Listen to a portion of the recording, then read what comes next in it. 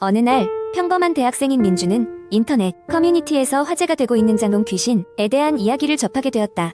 별다른 의심 없이 호기심에 이끌려 글을 읽기 시작한 민주는 곧 자신의 방장롱을 떠올리며 기이한 불안을 느꼈다. 글의 내용은 이랬다. 어느 소녀가 밤마다 장롱에서 들려오는 이상한 소리를 듣기 시작했는데 처음에는 그냥 집이 낡아서 나는 소리라 생각하고 무시했다. 그러나 시간이 지날수록 소리는 점점 더 뚜렷해졌고 심지어 장롱 문이 덜컹거리는 소리와 함께 희미한 속삭임까지 들려오기 시작했다. 소녀는 두려워져서 가족에게 이 사실을 이야기했지만 가족들은 단순한 꿈이라고 생각하며 대수롭지 않게 여겼다. 그러던 어느 밤 소녀는 장롱 속에서 뭔가 나오는 듯한 그림자를 보게 되었다. 공포에 질린 그녀는 비명을 질렀고 그 소리에 놀란 가족들이 그녀의 방으로 달려왔다. 하지만 그들이 도착했을 때 장롱은 평범하게 닫혀 있었고 아무런 이상도 찾아볼 수 없었다. 그러나 소녀는 분명히 자기 눈으로 무엇인가를 봤다고 주장했고 가족들은 점차 그녀의 이야기에 귀를 기울이기 시작했다. 그리고 어느 밤 가족들은 마침내 장롱의 비밀을 알게 되었다. 장롱 속에서 들리는 속삭임들은 사실 소녀를 향한 경고였던 것이다. 장롱을 제작한 옛 장인이 자신을 배신한 친구에게 복수를 다짐하며 그 친구의 영혼을 장롱 속에 가두었다. 그 후로 그 장롱은 외딴 시골 마을 큰 저택에 방치되었고 수년간 모습을 감춘 후 소녀의 가족에게 팔려왔던 것이다. 그날 밤 가족은 장롱을 서둘러 치우기로 결심했다. 장롱을 집 밖으로 꺼내자마자 불에 태웠던 나무에서 새어나오는 마치 울음소리 같은 섬뜩한 비명이 밤하늘을 가로질렀다. 장롱이 완전히 불타 사라지자 그제서야 소녀의 방에서는 아무런 소리도 나지 않았다. 가족들은 그저 오래된 물건이 불러일으킨 해프닝이라며 아무 일도 없었던 듯이 일상을 되찾았다. 하지만 이야기의 마지막은 경고 문구로 끝맺음되어 있었다. 소녀의 가족처럼 장롱 귀신 이야기를 듣고 호기심에 젖어 무시하면 당신의 장롱에서도 마치 기다렸다는 듯 기이한 소리가 들려올지 모른다는 것이었다. 민주는 그 순간 자기도 모르게 새어나온 소름 끼치는 기운에 온몸에 털이 곤두섰다. 다음 날 장롱에서 들리는 정체불명의 소리에 민주는 잠들지 못했다. 그는 서둘러 그날의 일을 잊고 싶어 집의 장롱을 없애기로 했다. 그날 밤 장롱을 치우고 난 민준의 방은 다시 평온을 되찾은 듯 보였지만 어디선가 장롱을 떠올리게 만드는 싸늘한 기운이 느껴졌다. 그리고 그 후로도 민준의 꿈속에는 거대한 장롱이 나타나 그를 조롱하듯 웃고 있는 것만 같았다. 두 번째 이야기. 어느 늦은 여름밤 나는 항상 그렇듯 인터넷을 돌아다니며 시간 때우기에 여념이 없었다. 그날도 평소와 다름없이 유명한 인터넷 커뮤니티의 공포 게시판을 살펴보던 중이었다. 사람들의 무서운 경험담이나 기묘한 현상에 대한 이야기들이 가득했지만 그 중에서도 유독 눈길을 끄는 제목 하나가 있었다. 끝까지 읽지 마시오 라는 경고가 붙어있는 글이었다. 나는 호기심에 이끌려 그 글을 클릭했다. 글쓴이는 몇 년 전 자신의 친구와 함께 겪은 섬뜩한 경험담을 상세히 적어놓았다. 그 이야기는 마치 잘 짜여진 공포영화의 한 장면처럼 시작되었다. 글쓴이와 그의 친구는 여름방학을 맞아 시골에 있는 한 낡은 별장으로 여행을 갔다고 했다. 그 별장은 오래된 외딴 집으로 주변에는 인적이 드문 숲으로 둘러싸여 있었다. 첫날 밤 그들은 한가로이 시간을 보내다 갑작스러운 이상한 소리에 깨어났다. 정체 모를 소리가 창문 밖에서 들려온 것이었다. 처음에는 바람소리라거나 동물의 울음소리라고 생각했지만 소리는 점점 더 또렷하고 절박하게 들렸다. 호기심을 참지 못한 두 사람은 조심스럽게 창문을 열어 밖을 내다보았다. 그런데 아무것도 보이지 않았다. 그저 어두운 숲이 잔잔히 흔들리고 있을 뿐이었다. 다음 날 밤 같은 시간에 또 다시 그 소리가 들리기 시작했다. 이번에는 분명히 어떤 여자가 우는 소리였다. 그들은 서로 두려움을 느끼면서도 그 소리의 정체를 알기 위해 밖으로 나가기로 했다. 플래시를 들고 문을 열었을 때 그들은 그 소리가 도처에서 울려 퍼진다는 걸 깨달았다. 마치 공간을 따라 이동하는 듯 소리가 일정한 방향으로 흐르고 있었다. 그들을 인도하듯 소리를 따라 숲속으로 발걸음을 옮겼다. 소리는 점점 더 커졌고 마침내 작은 빈터에 이르렀을 때 그들은 믿을 수 없는 광경을 목격했다. 희미한 달빛 아래 어떤 여자가 나무에 기괴하게 매달려 있었다. 그녀는 눈이 검고 깊은 구렁 같았으며 입에서 끔찍한 비명이 퍼져나왔다. 놀란 그들은 두려움에 빠져 미친 듯이 별장으로 돌아왔다. 그 후로도 그들은 매일 밤 같은 소리를 들었고 점점 더 그 소리에 미쳐갔다. 며칠 후 그들은 그 별장을 떠났지만 그 소리는 머릿속에서 사라지지 않았다. 그 누구에게도 말할 수 없는 두려움에 사로잡혔다. 그리고 글의 마지막 부분 글쓴이는 이 이야기를 읽는 자에게 경고했다. 만약 이 글을 끝까지 읽었다면 당신도 그 소리를 듣게 될지 모른다고.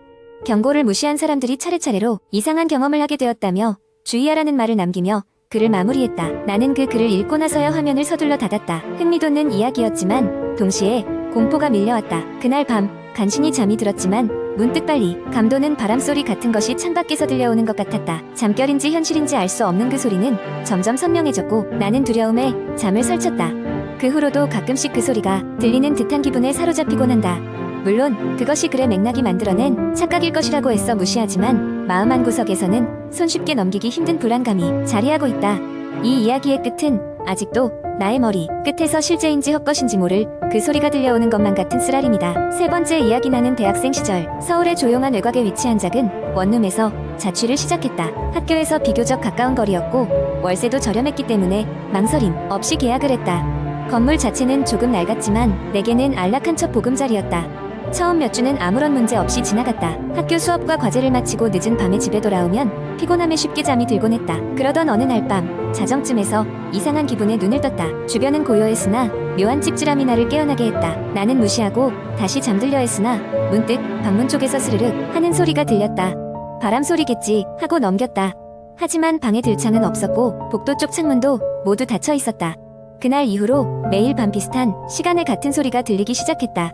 처음에는 방문이 약간 헐거워졌나 싶어 점검도 해보았지만 아무런 이상은 없었다. 마음 한편으로는 혹시 누가 장난이라도 치나 싶어 문 앞에 작은 카메라를 설치했다. 다음날 영상을 확인했을 때 나는 등골이 서늘해졌다. 한밤중 복도 끝 어둠 속에서 창백한 손이 문을 천천히 밀고 있었던 것이다. 손은 마치 무언가를 확인하려는 듯 잠시 문틈 사이를 들여다보다 사라졌다. 너무나도 놀란 나는 경찰에 신고했지만 그들이 출동했을 땐 이미 아무도 없었다. CCTV를 확인해본 결과 건물에는 외부인이 출입한 흔적이 없었고 상황은 점점 더 기묘해졌다. 경찰은 장난 전화로 간주하고 돌아갔다. 불안한 마음을 감출 길 없었던 나는 매일 방문 앞에 소금과 부적을 놓아두기 시작했다. 하룻밤 지나 꿈속에서 기묘한 장면을 보았다. 낡은 복도에 한 여자가 서 있었다. 그녀는 흰색 한복을 입고 긴 머리카락이 얼굴 대부분을 가리고 있었다. 가만히 서서 내 방문을 바라보는 그녀의 모습은 무언가 한을 품은 듯한 눈빛이었다. 그 눈빛이 너무나 뚜렷하게 기억에 남았고 비몽사몽 속에서 나는 그 눈빛과 눈이 마주쳤다. 순간 흘러나오는 한 맺힌 울음소리에 나는 깨어날 수밖에 없었다. 이튿날 아침이 되자 나는 건물 관리사무소를 방문했다.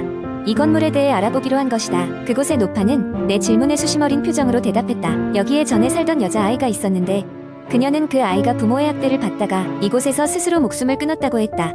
그 아이의 이름이 불운이라는 뜻의 숨이었다는 이야기를 듣고 나는 소름이 끼쳤다. 노파의 이야기를 듣고 난 후에는 도저히 그 방에서 살 생각이 들지 않았다. 급히 이사를 준비했고 며칠 뒤 나는 그곳을 떠났다. 새로운 집에서는 별다른 일 없이 평온한 일상이 마침내 찾아왔고 나는 그날 밤에 이를 악몽으로 치부하며 잊으려 노력했다. 하지만 시간이 지난 후 친구들과의 모임에서 이사를 계획한다는 친구의 얘기를 들었다. 물어보니 그 친구가 들어가기로 한 집이 바로 내가 살던 원룸이었다. 순간 소름이 돋았지만 차마 아무 말도 할 수 없었다. 오후 모임이 끝나고 집으로 돌아와서야 다시 그 집에 관한 검색을 시작했다. 그리고 몇 주 뒤 친구로부터 온 전화를 받았을 때 여전히 그 목소리 속 공포를 잊을 수 없었다.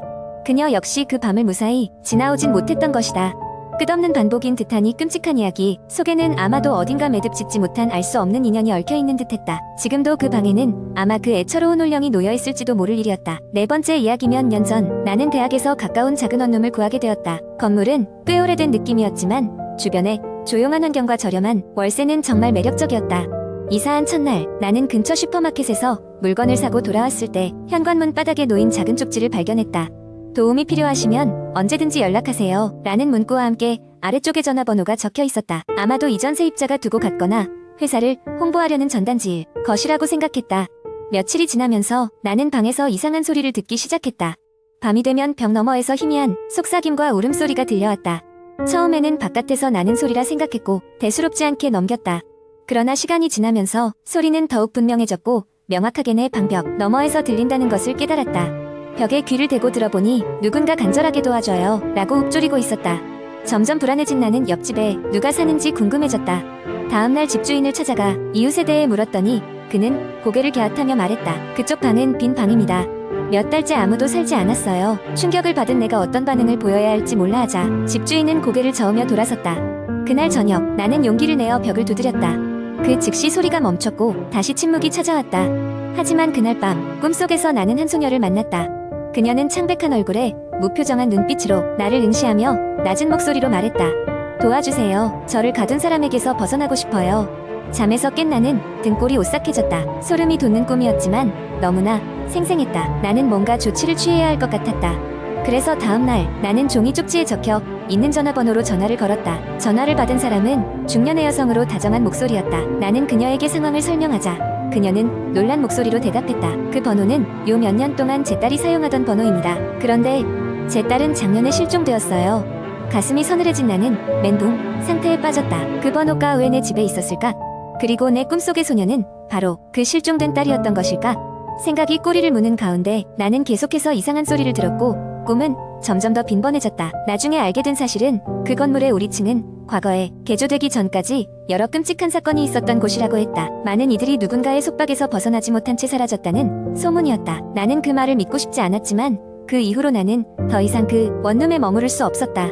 결국 나는 짐을 싸서 다른 곳으로 이사를 갔다. 이상한 경험은 다시 발생하지 않았고 새로운 일상에 적응하면서 그 끔찍했던 나날을 잊으려고 노력했다. 하지만 여전히 밤이 되면 가끔 그 소녀의 얼굴이 떠오르고 그때마다 나는 그녀를 돕지 못했다는 죄책감에서 벗어날 수 없다. 지금도 가끔 그 원룸 앞을 지나칠 때면 우연히 그 집을 보고 도와줘요라는 속삭임이 다시 들릴까봐 두려움의 발걸음을 재촉하곤 한다. 명확한 답을 찾지 못한 채 나는 여전히 그 사건의 진실에 대해 고민한다.